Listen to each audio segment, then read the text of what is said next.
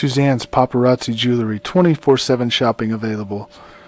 160920 is the code. Show her some love, like she showed us.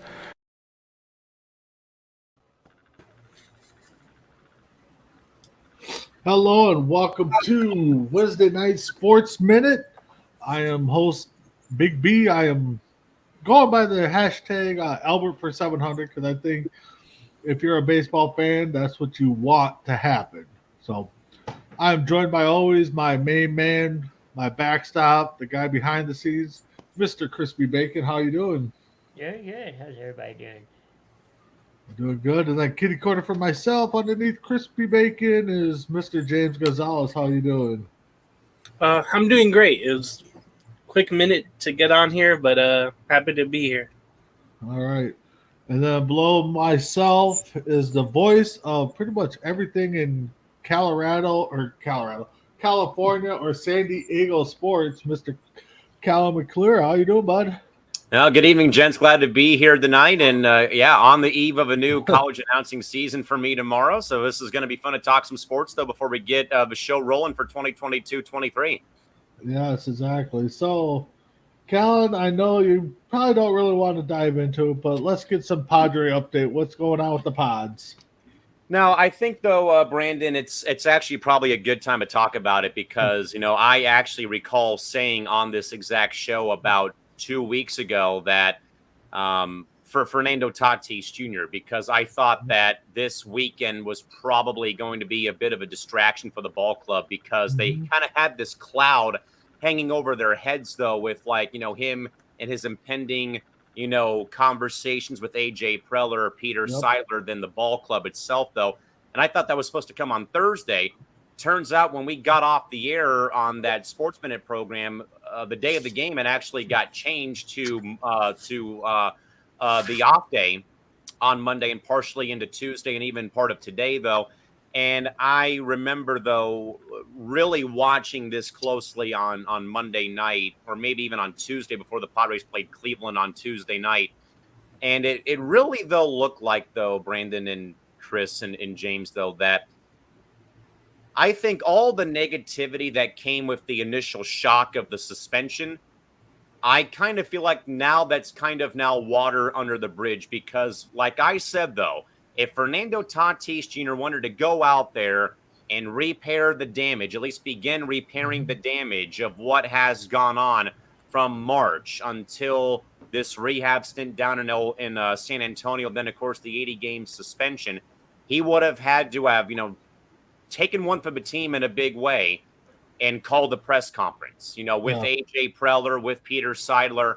But I think, though, to his full credit, and I think, though, that Coach John Quintera, a guy that I have known for a long time here in San Diego, one of my broadcasting idols here, said it very good on Wednesday morning that he thought Fernando hit a home run in regards to being a man at 23 years old, though, but as opposed to what happened, though, with the statement and then mom and dad get involved, though, and they add more and more layers to this story.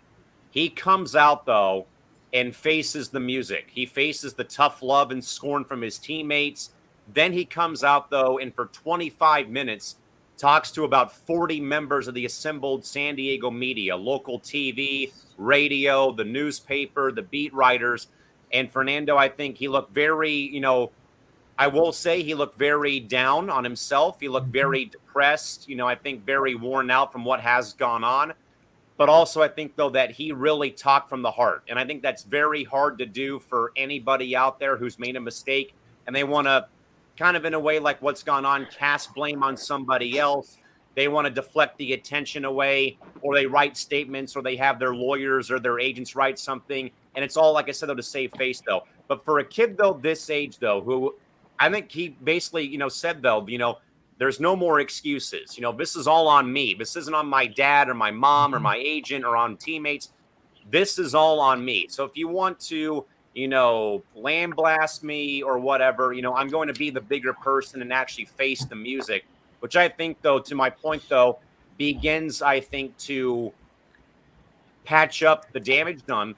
But also, I'm more proud of him, too, for saying, now I'm going to go get my shoulder fixed, because that was the other thing, though, that I said on this very program, too, that worried me was that, okay, the wrist is one thing, but what about the shoulder? What if he starts swinging the bat again and he starts, having, his, I think him and Cody Bellinger have the same exact injury where, they've had like some dislocation issues. Their labrum isn't full strength though. And that injury, from what I had gathered today, though, it's a very long rehab. It's a very painful surgery that's done to repair, where the shoulder does not, separate or go out and pop back into place. I'd love to have that done on both my kneecaps, so I have that same exact, sublation or whatever they call it issue with my kneecaps more than my shoulders do. But at least though with the Padres, I do think it still was a bit of a distraction because this team can still not find ways to hit with guys on base. Starters go out there and keep them in the ball games. They just cannot find a way to produce, and they get swept by Cleveland in this 2-game set. They're falling a little bit behind the 8 ball now. Bob Melvin today after the game on Wednesday when they got clobbered 7-0 said that he hopes that it's rock bottom. An off day on Thursday, they go to KC and then the Giants and then the Dodgers for a 9-game road trip. So, so far this year, they played better on the road, though you'd like to see your team play better at home, though. But I do think, though, again, this may be an excuse, and again, you can say what you want, though, but I kind of think, though, that this whole homestand was kind of just overshadowed because we were having Tatis perhaps talk to the ball club on Thursday. Then he doesn't choose to do so. So he talks to A.J. Preller and Peter Seidler on Saturday, I want to say. And then, on Tuesday, before the game against Cleveland on Tuesday, they called this press conference at like 2:30 in the afternoon. And then Fernando from the heart, no script, no paper, no agent, no interpreter, nothing from A.J. Preller. He sat there for 25 minutes, though, like that kid in the classroom who got called out by the teacher for doing something wrong, though. And he sat there, guys, and I think to his full credit, for one, was very, very apologetic. It looked very sincere. It sounded very sincere from the heart. And that, again, this just begins this, long road that he has to kind of, endure right now. But again, I'm proud of him, though, for how he stood up for himself, though, how he went into that locker room and faced those other 25, 26 players in that clubhouse and probably had to take, some on the chin from Machado and Mike Clevenger and Musgrove and a lot of those veterans on that ball club who, again, like I said, though, they have his back, though, despite what you may have heard, though, from Washington after they beat the Nationals, the opening game of that series, 2 weeks ago. But, and again, though, that's hard to do, I think, guys. In any walk of life, any industry, to be able to have, again, despite what may have happened, again, with, the statement, mom and dad, all that, but to, actually, be the bigger person and say, no, schedule this meeting with the GM, schedule this meeting with the owner, and schedule this meeting with me and the ball club, and then I'm going to talk to the media. That's something that I don't think any of us would have done in our career if we made, a mistake, none of this, not of this caliber, but a mistake in general. You probably don't want to fess up. You don't want to ruffle feathers, and you want to, hide behind whatever it is, though. But for him to be able to, again, perhaps do so, but then, though, to come out, though, and do what he has done or what he did do over the weekend into Tuesday and Wednesday to kind of, in a way, tell everyone, okay, enough's enough. Move away from it. Worry about the Padre Ball Club right now because they're not doing so hot right now. I do think it was still a bit of a distraction, this whole homestand again with Washington and then with the Guardians. But again, I think, though, just for him, though, and for his sake, though, good on him, to be able to do that, though. And now the Padres hopefully can, move forward now and try to get some wins on this 9-game road trip coming up across the Midwest and back on the West Coast. Yeah, no doubt. Joining us, too, now, little late like usual, Mr. John Elkhorn. How you doing, bud? Well, I'm doing great, and I want to say one thing. Anybody that comes into a place of business, as I just left, trying to come in as they close, you're an awful person. Other than that, it's a good day, another day closer to football, and just kind of ready for the basketball season, of course. So just can't wait to see what happens. Alrighty. James, what's up with the Angels lately? What's going on with them? Let's get a little recap on them. Well, the ball club has lost 8 of 9, including a loss today in extra innings at St. Pete against the Rays in 11 innings, 4-3. They last won on Friday in Detroit, 1-0 shutout. But all the rest of the season just seems it seems like appetizers compared to the main course of things right now. Artie Moreno, the owner of the Angels, has chosen to sell the ball club in a move that I don't think anyone saw coming. It could be an array of reasons why he is. Yes, the team is doing bad at 52 and 72. There's worries that his legal troubles off the field and in court, there's two troubles that he has, may be the reason. The FBI might come get his assets, including the ball club. So I might as well sell as high as he can right now. So the thing is, the season doesn't matter anymore. It hasn't for about 2 or 3 months, honestly. Now the question is about the future. Who gets ownership? Who steps in to buy the team? Who gets them on the right track after 8 years of losing seasons, or at least 7 years of losing seasons, 8 without playoffs?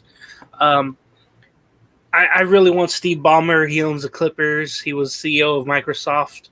But right now, the Angels, it's just all about the team right now, trying to figure out who's going to play next year. We have a lot of players slumping. Mike Trout did come back. Ohtani's kind of slumping as well. Trout has hit a couple home runs since he came back here against Tampa Bay. The Angels, after this 4-game series with Tampa Bay, go to Toronto for the weekend, and then they play 3 with the New York Yankees. It just seems like the schedule gets a little bit tougher. And then they play the Astros at home, and the Astros always on the Angels. Either it's Houston or Anaheim. It's just really bad. But the main story of the ball club is Artie Moreno selling the team. He's kind of handcuffed him. He's been hands-on control with the roster moves, not letting the previous GMs do their thing. Mm-hmm. It's been really, really awful being an Angel fan the last 6 years, 7 years. Just knowing what could go wrong has gone wrong, to the point where you have no faith in anyone that comes out of there because of one man.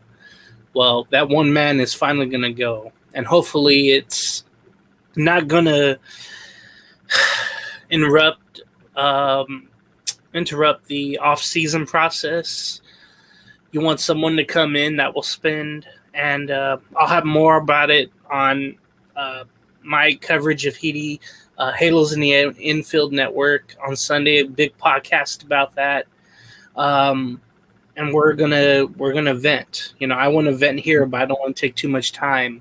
But let's just say there might, and I can't believe I'm saying this, there might be brighter days for the Angels and their fans like me going forward. Okay, so has there been any rumors of who's they might have reached out for? Nothing yet. Okay, nothing yet. All right, Chris. Any minor updates from the Rangers? I know we talked yesterday on our On Deck podcast.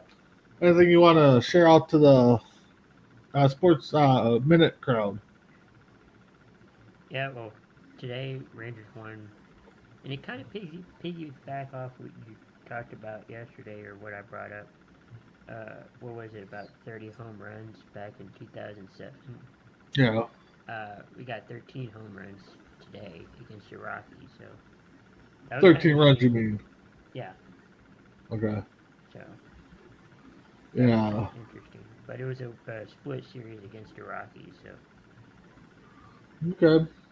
So yeah, for me, Twins. I know they're only 3-4 games out, but I think their consistency finally caught up with them. I don't think they're going to make the playoffs, so I hope I'm wrong, but I think they're going to falter and not make it. So with that being said, let's jump to a little bit of WNBA. We got the playoffs started. I just had it pulled up here for a second. And it was a best of 3 series. Okay. So we got the Storm and the Aces, and then we got the Sun and the Sky. Callan, I know you're a big WNBA guy, so what's your thoughts right now? Very happy that the WNBA finally went the route of a best of three for this first round, because I know that when they made the format change back in 2016, where they took the top 8 teams, best record regardless of conference, that was great.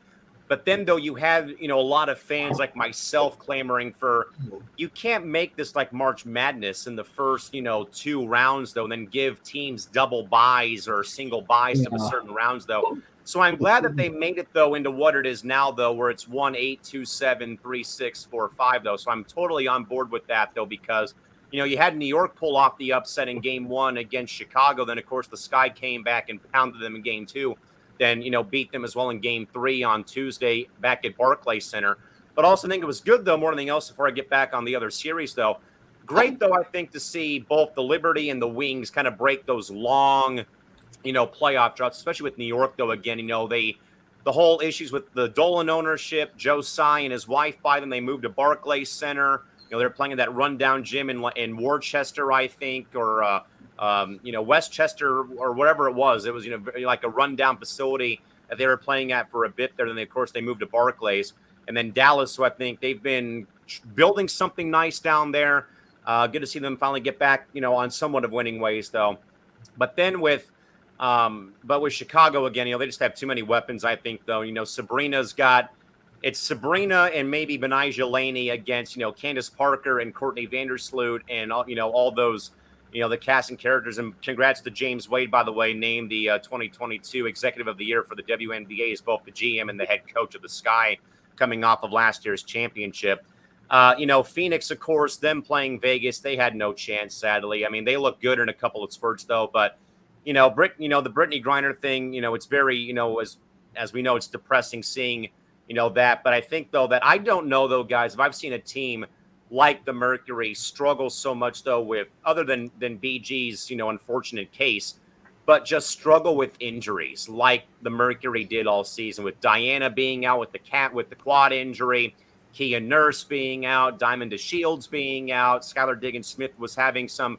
There was some internal strife with Taurasi and Skylar Diggins-Smith, though. Jim Pittman said in his post or exit interview that she's going to be with the ball club next season. But for that team, though, guys, who, you could tell that they were distracted, whether you believe it or not, though, again, with not having BG with them, though. But, Taurasi playing at an all-time high again still, even, 15, 16, 17, 18, 19, close to 20 years running in the league. But again, though, Sophie Cunningham came into her own, though. Shea Petey came into her own, though. But again, though, just injuries just killed this Mercury team all season. I just wanted to give them a hug, though, because it just seemed like every game that they played, though, someone was hurt. They had to sign players to hardship contracts to just fill out the roster, for one game, in LA or in Vegas. And then, Dallas, again, good on them getting into the postseason this year. Again, a very nice young group of kids down there between, Marina Mabry, Isabel Harrison, Enrique being down again. I know she was hurt for a bit, though, but they're building something nice down there in Arlington. But with, Vegas winning, though, I'm not surprised, again, with how well Asia Wilson's played, how Kelsey Plum's played, how that whole team has played, but also the Becky Hammon factor is at the forefront right now with how Vegas played. Chicago, again, you cannot pick against the defending champions. I'm very happy for Connecticut, though. I'm very happy for the Sun. Again, Kurt Miller's been a very, very under-the-radar coach in my mind. Great guy. I got a chance to know him when he first came to Los Angeles in 2014 or 2015.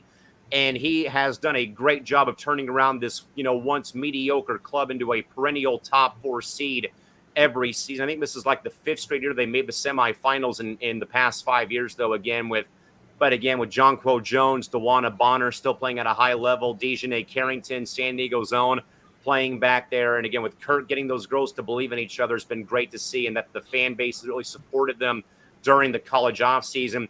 But of course, I'm with Nate the Great, though. You can't count out Seattle. I mean, I don't want to see Sue Bird lose yet. I want to see her go all the way and go out on top.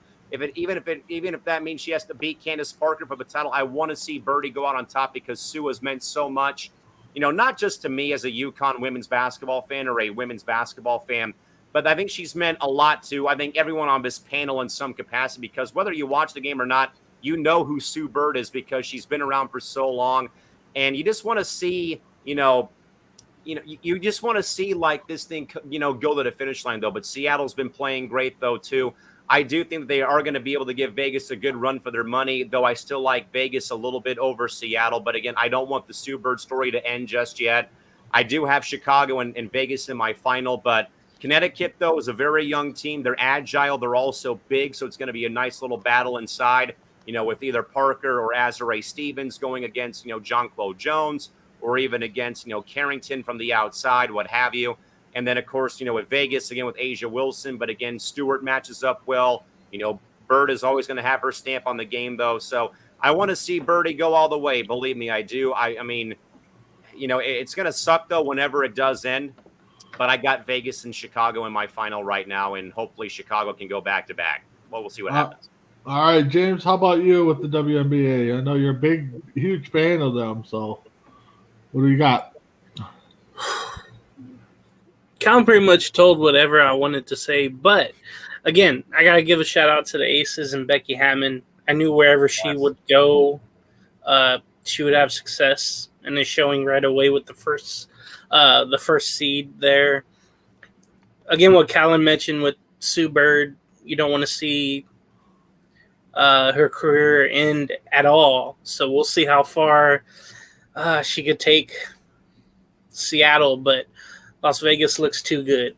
That's for sure. I'm probably have to go to with Las Vegas in that matchup. Chicago and Connecticut, that's really, man, Connecticut's, again, like Colin mentioned, they were not well for years. And for a while, I didn't know if they were going to stay in place. I didn't know how well they were going to be. But this year, they've been awesome. Chicago, coming off their championship last year, you can never count out CP3, the real CP3.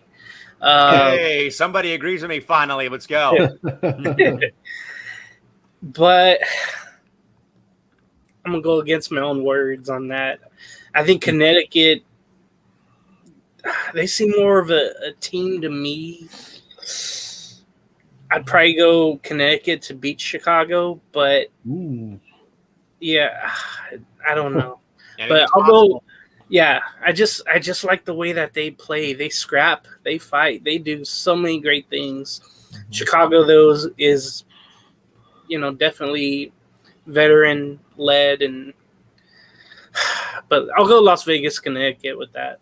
I love the bracket too. That I like that. I think hockey did that in 2020, if I'm not mistaken, where they had the bracket. It was just they didn't go east or west or whatever it was. The top 12 teams. I like that. All right. Yeah. All right. John, what do you think of the WNBA playoffs? John there. Maybe John stepped away. Chris, how about you? Give me your thoughts on the playoffs.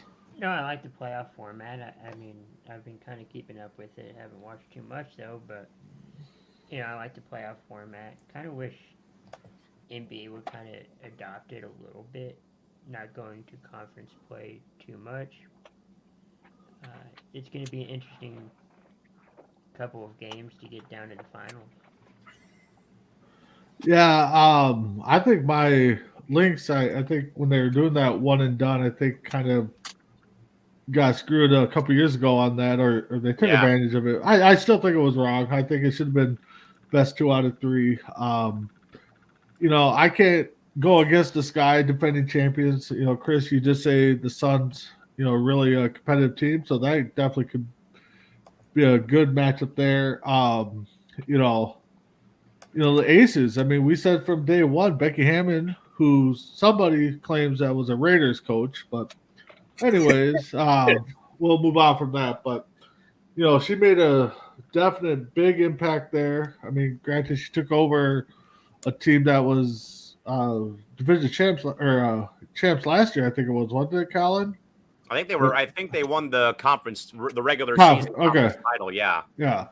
So she took over a team already that was already there. I mean, we all thought maybe she'd get her shot at the NBA, but hey, she's still with the WNBA. She's going to build a nice resume there, and who knows down the future. But I'm going Aces and Sky. I think that's going to be a heck of a matchup. So, um, I want to get back to baseball just a tad because I've heard this now brought up on a couple different radio shows. 1919. Anybody remember that year? I mean, it was a great year, wasn't it? No. It was great, man. Those are good old times. There was a pitcher by the name of Ray Claswell, I believe it was, who was pitching 1 out away to complete the game and got struck by lightning. They revived him.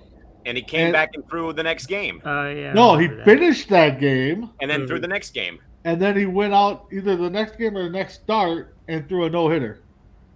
So guys that want to take off or hang nails and stuff, got to read his story and be like, hey. So, I mean, Callan, you brought it up, or I brought it up, but you're a big baseball guy. What's that? What does that just mean? I mean, just to hear that story. I mean, and seeing how the game is today. They were built differently back then. I wanted to go back and add something that just came back into my head because we were talking about this, the WNBA playoff format. Yeah. I'm not a fan of how it worked out this year. Though I said I loved it. But let's keep in mind, though, guys, that the first 2 games were held at the higher seeded venue. The third and final game was held at the lower seeded venue. Typically, in a 2 out of 3, you would alternate 1-1-1, where every team gets 1 game, and if game 3 had to be the tiebreaker, it would go back to the higher seed. So that will probably, and I know, of course, it's about the travel, and they can't really charter planes because it's a competitive disadvantage because of how some owners are and some owners aren't in the league. That has to be changed like ASAP because there's no way, shape, form, or size should a team who is not the higher seed be rewarded with a make or break final game of the series because the budgeting for travel wasn't, all squeaky clean. Like, I think that has to be something that definitely needs to be addressed in the next CBA negotiations or over the offseason or something to that matter because, Chicago should have had game 3. Connecticut should have had game 3, not the other way around where it's the lower seed getting game 3. But to the point, though, about the guy getting struck by lightning, I've heard that story several times, though. And it was his first start for the Indians. He just made his debut that day or something. Wow. I'm just reading it. Yeah. Well, even back in 1919, they were built different. That's all I'll say about it.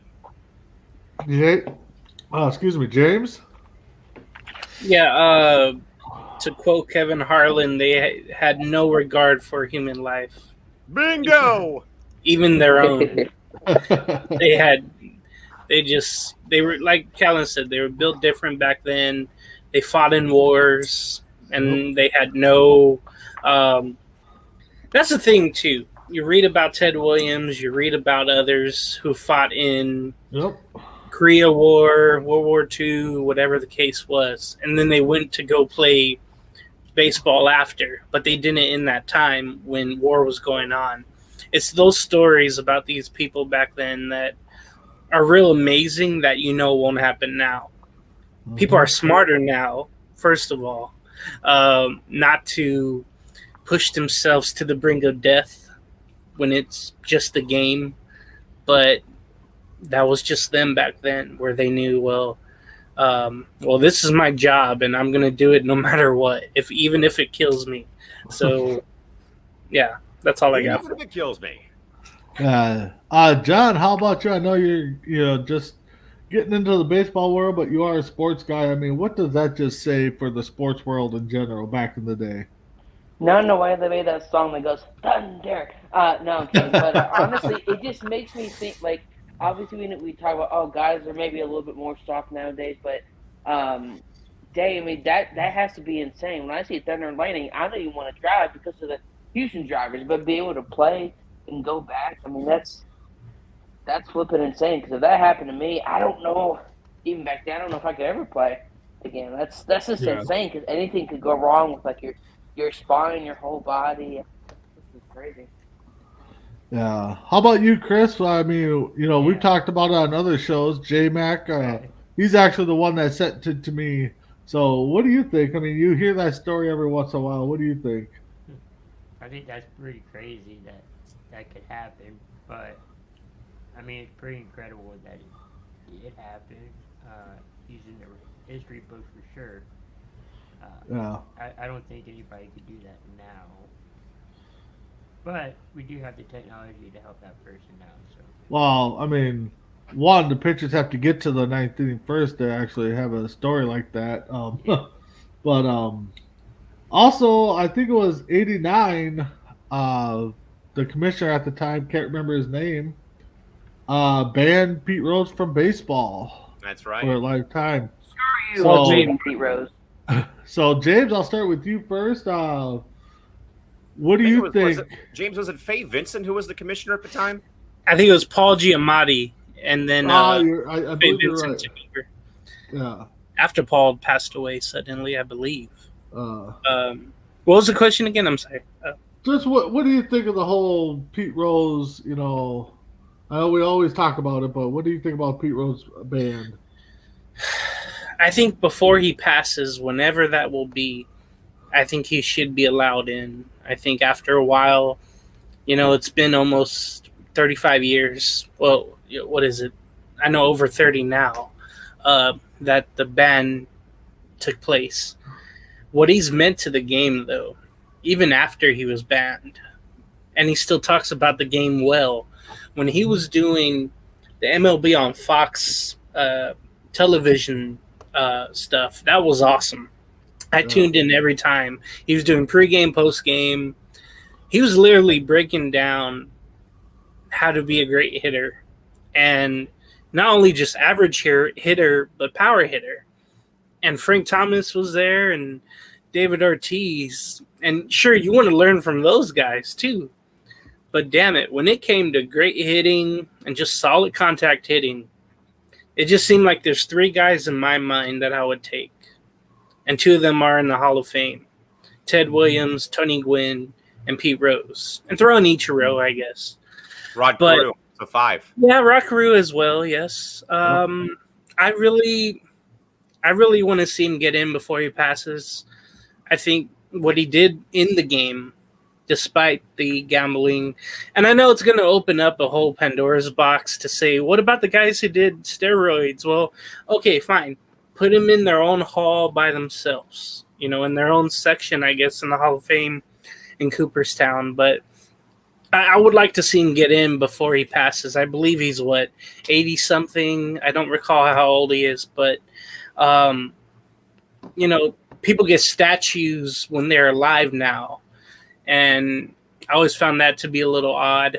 I know back then what I knew, people got statues long after they're gone. And I just want to see him get in before he passes. I think he deserves that.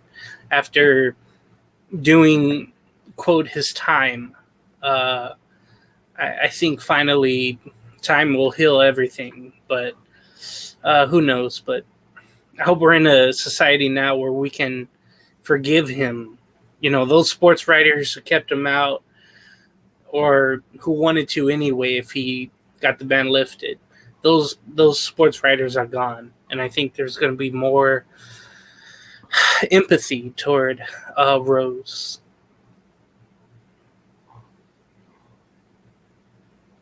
Oh, did James just freeze? Nope, he's good. Oh, okay. Oh, I should have put a period mark. no, I'm sorry. I was just another comment came across my personal chat. So, John, what do you think about Pete Rose being banned, or First of all, the person that banned him, you are despicable because, and it's different between that and steroids because I think to a certain extent, it's not like he cheated his way to get to the Hall of Fame. He gambled and bet on games. And steroids, you're literally cheating your way to get yourself pretty much better. I mean, it's been what you said, 30 years. Plus, 89? I mean, Yeah. grow up. This guy earned his way. This guy played hard. 89. Okay, so 33 years, pretty much. There's no reason why he should still be banned. I get making an example. I get we've all learned a lesson, blah blah blah. But it's been 33 years. Like, come on, like this is ridiculous. He's in his 80s. It's not like we're promised 150 years. So this is just ridiculous. He should already be unbanned at this point. This is overkill. All right, Chris, did we get to you already? No. Okay, go ahead. I mean, it's been a long time since, all of that happened. I think he served his time, so to speak, and he should get a spot in the Hall of Fame. Yeah, I think we all can agree, Callan. I mean, Calvin Ridley got it suspended for an entire hand egg season for wagering on games. Evander Kane was nearly suspended because he was accused of wagering on games he played in. Pete Rose got banned for his whole life because he gambled as the manager of a ball club. There's a stark difference between playing the games and wagering than managing or coaching and doing so. And James is right, because now you're going to open up Pandora's box about steroids, though, but also you're opening up Pandora's box about sports betting being a thing now in sports across the board, in regards to how, we talked about this, I think, on ice, and we talked about how, that the NFL had plans to put somebody, in the front office in charge of the whole gambling, operations. And then John talked about Calvin Ridley of the team in Atlanta, where how he got suspended for a whole year because he was wagering on games, but yet the NFL still shoves FanDuel and DraftKings and BetMGM and all these, wagering sites down our throats with TV ads. I mean, we literally right now have, legislation in place in California to, I believe, make gambling legal here in the state, though. And I think that it's not going to pan out because there's a lot of, strife on the, the Indian reservations here to, let it, to still let the public come out to their, to the tribal gaming areas and stuff. But, Rose has got to be in because, it's blasphemy to me that you can have the all-time hit leader in Major League history because of mistakes made as a manager, not when he played the game, not in your Hall of Fame. And I think that James, though, is more onto a great point, but I think I'm onto another point, though, that even nowadays where you literally, see ads for all these, daily fantasy sports things or fantasy sports, but, oh, wait, because you live in a state, you can't do it. But yet we've had, professional hand egg suspend a player for the full season. The NHL nearly suspended a player for a full year or a bit because there was accusations of him wagering on games he was playing in. But yet baseball still, though, wants to keep, one of the all-time greats out of the Hall of Fame for something done 30-plus years ago when he was managing the ball club. Still makes no sense to me. And I really think, though, that Rose should be in. I do agree with James, though, about like Bonds or McGuire or Sosa, that they may not get in. I think, though, eventually, though, guys, in like 25 or 30 years, that a new wave of writers is going to come in, maybe myself included, who grew up in this era of baseball, maybe with Rose, but mainly those who grew up, though, in the great home run chase of 98, like I did with McGuire and Sosa, Greg Vaughn even being in there with the Padres, hitting 50 homers that year. And then, of course, Palmeiro and, Schilling and all those guys who will eventually say, your time has come into the Hall. With asterisks, maybe, with their own separate wing, maybe, whatever it may be, they're going to get in eventually, maybe 30 years down the road. Yeah, no, I've always said for years that Pete Rose should be in. Yes. Even if it's just to say that he played this day to this day and he's the all-time hits leader. You don't. I mean, if that's the case, you don't even have to recognize his managerial or coaching campaign. That's that's all you have to do. Just put him in as the all-time hits leader. That's all we need to know. I mean, say no more. Yep. But anybody catching any of this Little League World Series? Yes. I try to catch it a little bit. Okay, Chris didn't want to talk about it. All right. But so Colin, I know you're the voice down there for some of the California teams. So what have you seen so far? I mean, what this Little League World Series? I always root for the West Regional team, and Hawaii's been fun. They have been hitting the ball out of the ballpark. It seems like every other at bat they've been just torturing teams with the long ball, and their pitching has been stellar so far. The big shock, though, guys, is Japan getting knocked out early in this tournament. Yeah. And that usually doesn't happen. I mean, if you've watched the World Baseball Classic or even the Little League World Series, you know that it's usually Team USA, Japan, maybe the Dominican Republic, who are like the main three teams that are left. Taipei. And it's not Japan, but Chinese Taipei's been out there. Mexico can hit the ball. But really, though, it's I'll say this, though. I'm very happy, though, that Little League, for the first time ever, has gone from 16 to 20 teams. They added, I think, 4 new regions to let more teams in, though, along with adding, I think, more countries overseas that they've, like, kind of, in a way, like, morphed some of them together, though. But, we talked about this, I think, on Sportsmnute, a couple weeks ago about how we had the viral video of the kid get hit in the head and, like, the handshake went viral. I just love it, though, mainly for those reasons. But I love it, though, more so when Julie Foudy or the silent reporters are interviewing a parent and their kid happens to go yard while they're talking to the parents. It happened, I believe, in the last game of the day between, I think, Texas and Pennsylvania. Julie was talking to a mom, and literally her son, like, second pitch of the AB, hit a homer to deep center field. So I absolutely, love the Little League World Series. It makes me feel young. And it reminds me of, like, when I was that age. I played in a similar tournament, which happened in Cooperstown, New York, actually, where the Hall of Fame's at, though, but in, like, the suburb parts of upstate New York, though. We actually won the whole thing. We beat out 28 other teams, though, in 2006. And, like, just watching this tournament just, like, makes me think back to, like, when I was that young, though, and, and just, the fun and joy that these kids play with for the game is just what I think that we wish that the big leaguers would do when they're not having to wear fastballs because they pimped a home run or whatever. But also, it's also, good for international goodwill. I recall about my times playing baseball overseas in Japan and in Italy and Mexico, playing against, the world basically, but how that tournament, despite how despite, that you're going out there and playing each other, but you get to go back to, the hotel and hang out with, people from Japan or Korea, Chinese Taipei, Taiwan, Mexico, Canada. One of my favorite stories was when we were playing in Italy in 2009. We were all staying at the Italian police training academy. So we were all staying in, like, military barracks, and every level had X amount of teams. So we were on the same level as the Korean kids. We were always, hanging out with them, and either they were showing us their gloves or whatnot. And I think even better, actually, is my first ever year playing internationally. I got to stay with a Japanese family for 3 days. Nice. And me being quarter Japanese, I knew kind of like how a Japanese household is run. God bless my grandma's soul, though, for her being from Lahaina, Maui, and her family coming over here from Japan, though. But I kind of like know that they really are big on discipline, and they're big on, like finding your inner peace, basically. But for 3 days, me and one of my American teammates, we were, homestayed by a mom, a dad, who and one of our teammates. So we were actually playing against our, roommates, team in these, exhibition games. And again, it's just all about, like, that international goodwill, though. Mm-hmm.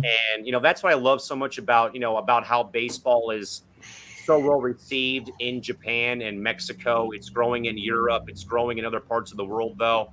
And then you think about, like, all those international players, you think about, like, Ohtani and Ichiro and, Anthony Rizzo, who's part, I think he's either Italian or he's part Israeli, or like from Israel, you just like that, yeah. Stories and stuff like that. And, and I always love it, though, love watching it. But, game wise, though, Hawaii's been fun. They've been hitting the ball out of the ballpark. I think they scored like 14 runs today, and like every other at bat, someone was going deep today to center field, though. So they're in the U.S. title game. It sucks, though, when like it starts to die down, because like you're watching the regionals, you're watching the you're watching the actual tournament, though. And then I give a lot of props to ESPN, though, for covering this and covering the Little League Softball World Series, because they didn't have to, they don't have to do this, but they give these kids the airtime, though. And they're not bringing in people like me who are like, 10th string backups to the regular guys. I mean, they're bringing in Carl Ravage, and Tim, like they're bringing in like their regular the big dogs, the big dogs, like from Sunday Night Baseball or or what have you. to make that experience that much better, though. So, good on ESPN. It's been great watching it, though. But, let's go Hawaii, man. Bring it home for the West. Yeah, no doubt. For me, the Little League always reminds me of when I played. Absolutely. I definitely enjoy watching it. My biggest moment ever to this day is when I hit my first home run, come around, see my little teammates jumping around in the dugout, and then getting through that crowd and having my mom at the end of the dugout crying, so happy. But I enjoy watching it. I try to watch as much as I can. Like Cal said, Hawaii is just banging the ball around, but it's just like watching the Little League World Series and turn around and watching Major League Baseball. It's just like, oh my god, what a totally different atmosphere. Just the way the game has changed and stuff like that. So Most with definitely. that being said, let's move into a little bit of NBA or NFL because that's starting in a couple weeks. Every year we start with Cowboys think it's going to be their year. One year San it will Francisco be. thinking it's their year. Yep, and then It's we always everybody's got year right then we got a guy from another network that thinks you're going to get Trevor Lawrence versus Zach Allen Wilson. in the conference game to face Trey Lance in the Super Bowl, which we know that's a bunch of BS. But so I'll start with John. We haven't heard John speak in a while. John, Denver Broncos, what's going on? I defend my Broncos last. First of all, a couple of things. How do I say this? The Broncos are never going to win the Super Bowl with Russell Wilson. That's just not going to happen. I think he is a guy. He is not elite. He is not a top five. My Bengals, though, I think with what's happening with Deshaun Watson, Bengals, that's right. with being suspended for 11 games, and obviously him coming back I believe it's week 12 against the Texans. We know why they did that. They would have, if they didn't face the Texans that week, they probably wouldn't have done it, but it was all about money, so shame on y'all. You're a bunch of cowards at the NFL for doing that. With that being said, though, because that's all about profit, and that's a whole nother conversation for another day. But my Bengals, though, I think when you have Kenny Pickett, who is a rookie, yes, he's been at the same practice facility since he went to Pittsburgh. He's a rookie. Who knows when he's going to come in? Lamar Jackson, J.K. Dobbins is injured. Gus Edwards is going to be out for a couple of weeks. And so I think that really opens – Jesse Bates somehow agreed to sign that franchise tag, which that is the worst F word that I could ever use as a football fan, because that was an issue there. I think with what you have, the Steelers, the Ravens, they traded Hollywood Brown. Lamar has no one to throw to. Your offensive line is injured. The Ravens say, here's the money. And like I think Samuel Jackson in Jurassic Park, he's like, I don't want it. And so I think the Bengals early, set aside bias, this is the Bengals division to lose because you have to take advantage of the new quarterback in Pittsburgh. You have to take the advantage of Lamar Jackson having nobody to throw to. The Steelers, they somehow they can pick a guy from Walmart, the back third string cart pusher, and he's a new starting Pro Bowl receiver. So I think that would be interesting though. But for the Browns, it's going to be a huge distraction. The Steelers, that's going to take some time to adjust. And the Ravens, man, it's going to be about. But we have to win this. This is our division to lose. It's not just saying, no, this is my team. We're going to go back to the Super Bowl. We're going to win it all. No, that's a bunch of bull. We have to take it one game at a time. But I can understand that we cannot let loose with what's happening around us, with the Browns not having a quarterback because they're not going to make the playoffs. Because it's Jacoby Brissett. Kenny Pickett potentially could go week 1. Or if we have Mitchell Trubisky the first couple of weeks, that could be kind of like you think what you saw in Kansas City with Mahomes and Alex Smith, where towards the end of the year he gets game and a half, 2 games, and then the next year he's the full starter. But I think at this point, with Kenny Pickett being familiar with that practice facility, he has a good chance he'll start earlier in the season. But I think the Bengals have a good chance of winning though. But again, the Super Bowl hangover is a bunch of bull crap. I don't care what Colin Cowherd. I'm not saying they're going to Super Bowl, so don't just start quoting me on that. But I think with who they have, it's interesting. But also, I can acknowledge we have loopholes on defense. We don't have a great defensive tackle, and I'm telling you, I know it's not going to happen. But if Roquan Smith does get traded, we have the money, we have the picks, and we have the assets to trade for him. But with our weaknesses on defensive line, it'll be interesting. But I think it'll be a really good year for him. All right, Chris. I know we joke about it all the time, but all right, give us what the Cowboys. Give us the Cowboy take. I think we're good on offense. We have Turpin, who played in the USFL, ran it back for a punt return and a kick return. Yep. I think we're set pretty much on offense. Defense, offense. You might need to ensure that offensive line, but defense looks good. Offensive line might need a little help, but. I gotta ask you though, Chris, with the injuries they'll have at receiver, and some of the injuries on offense and defense, and one of your players deleting his Twitter. Sorry, I just had it in there. How do you think they'll play though? Because who was that guy for the Cowboys? Who's the Cowboys play, Chris, last week in preseason? Turpin? No, who did they play? Oh, last week they played Chargers. Yeah. Okay, because I don't know who it was, but one of your players that's a new draft pick or free agent had a kick return for a touchdown. Yeah, And a punt return. That Turpin. And I think that really could be good for y'all, because I think at the same time, people don't want to hear it. I'll put my foot down. You don't play the running back, but we'll see what happens. But who knows? If the Cowboys win that division, I will buy a Cowboys jersey.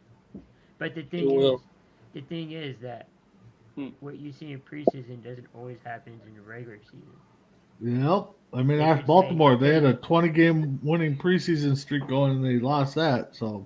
No, and the Browns went undefeated in the preseason. Won. They're still undefeated. Yeah. So.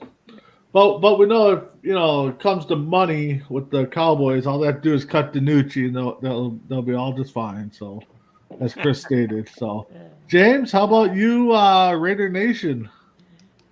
Preseason? We're talking about preseason? Got to talk something football. I mean, preseason? Hey, you guys made a big move this week. No, I know. I just wanted to, because we were talking about the records and the 2008 Lions being 4-0 in preseason. Promptly going 0-16 in the regular season. No, it's all about seeing who can play, who can step up. The Raiders need running backs, and they have a few that they drafted that they're looking at. Jacobs, you never know how he's going to be. He's going to the final year of his deal. My guess is he won't be back after this season. And Big B, you know who Rick Spielman was, right? Yep. Good money guy. Yeah. He likes the mid-draft pick, so don't expect him to draft anybody in the first round because he can't. So, but he can score between 3 and 5. Yeah, the former GM of your Vikings. He mentioned Daniel Carlson was the player he most regrets cutting. Yep. And I just want to thank you for him being on the Raiders. He's kicked so many clutch field goals for. Oh yeah, every kicker that's played on the Vikings can't kick here, but well, sure, when we let them go, they sure can kick. Yeah, I forgot all about that. Yeah.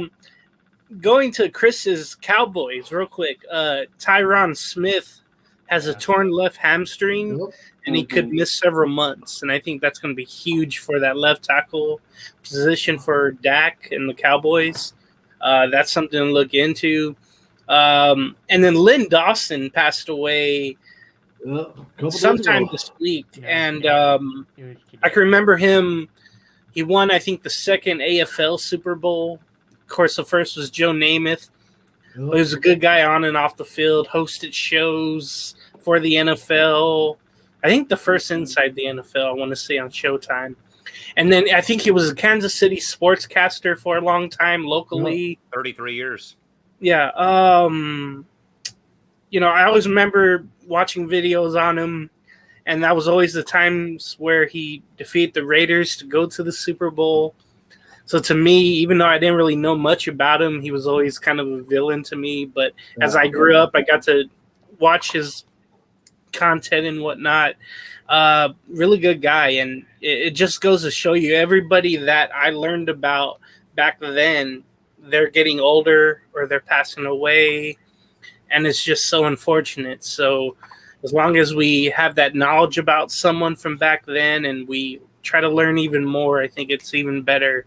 So again, with the Raiders though, last preseason game coming up, spots are somewhat available, but especially for running back to see who can perform and who can be a good backup to Jacobs. And then, like I said, you need about 3 or 4 running backs that are ready to go on the roster. So we're going to see who that is after this week's game. All right, Kellen, I know your Chargers moved, so you kind of, and I love your nickname for the NFL being the Egg Bowl or Hand Egg game, yeah. But I know you kind of still watch here and there. So what do you think is going to happen this upcoming season? I mean, in all honesty, other than 2020, I haven't watched a game since the Chargers left. Oh, okay. So, but I will say though, Don Coryell has got to be in the Hall of Fame, and I know he's like right there to finally get in because without this guy, fellas, you don't know that sport without Don Coryell. I mean, this guy, single-handedly, no, not single-handedly, but he came to San Diego after his time at San Diego State. Then he went and coached the then St. Louis Cardinals back in the early 70s, but then came to San Diego in 78 though, and really turned around a club who, was not known for a lot though. But again, you had, that quarterback Dan Fouts out of Oregon, and again, Eric Coryell reshaped how this game was played, with the air raid offense and the I formations. And the fact, though, that Don, for the longest time never got his due diligence. You can put, they'll put Fouts in the Hall of Fame for what he did in San Diego. But to not have the guy who, like, single-handedly rewrote how this sports wheel was at that time, where it was, run all the time. But for him, though, to come in, though, and reinvigorate how offenses perform, though, with the West Coast offense or the Eric Coryell air raid, offense, and how the Chargers were a very high-scoring, ball club back in those days, though. Again, they had a pretty good little run there in the late 70s, early 80s, though. But again, they would bow out to the Raiders or they would bow out to the Bengals or someone else, though, in the title game. And if the excuse, though, of the committee or the writers about not putting Coryell in as well, he never got to the Super Bowl. Who gives a crap? Without him single-handedly redoing the wheel for offenses, this sport is what it would be. It would be literally hand egg of just giving the guy the ball and running it down the field, though. But again, I hope that Don gets in because, he's obviously, a coaching legend here in San Diego, both San Diego State. And, of course, when the Chargers were here, again, him and Dan Fouts were, I would have loved to have seen that offense play back in the day. I know my dad tells me stories all the time about how, Coryell was and how Fouts was and how that team was, and the fact, though, that, Fouts, Charlie Joyner, Kellen Winslow Sr., a lot of those guys who played for Coryell are in the Hall of Fame, but their coach is not, is probably one of the bigger disgraces in my mind than the fact that the NFL totally alienated St. Louis and San Diego because of stadiums. That's why I hate this. That's why I hate the NFL so much. Yeah, no, I get your feeling. Vikings right now, they made a huge trade a couple days ago. They got Nick Mullins from the Raiders for like a 7th round pick. Yeah, I know. They're going to the Super Bowl. Yeah, no, we ain't going that far. But I mean, I think that was the one position that was up in the air because both backups right now look terrible.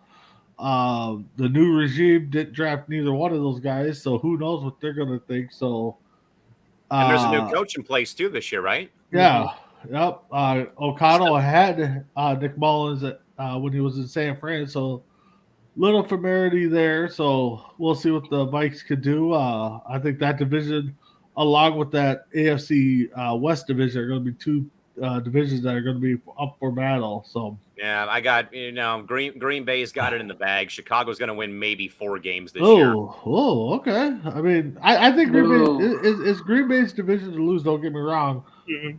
I just think the Packers are going to struggle right off the bat trying to figure out who their go-to guy is. I do want to call Sammy Watkins for Green Bay. That guy is an absolute fool and an absolute idiot. You're telling me that you are taking Rodgers over Mahomes. Well, of course you're going to freaking say that. You play for Rodgers. You're telling me Rodgers, who hasn't won a Super Bowl in 10 years, who's the most overrated Hall of Famer right now currently in the NFL, is better than Mahomes. Mahomes has been to 2 Super Bowls in less than 5 years. You're Is he talk more about overrated weapons. than my boy Philip in a van down by the rivers all of a sudden?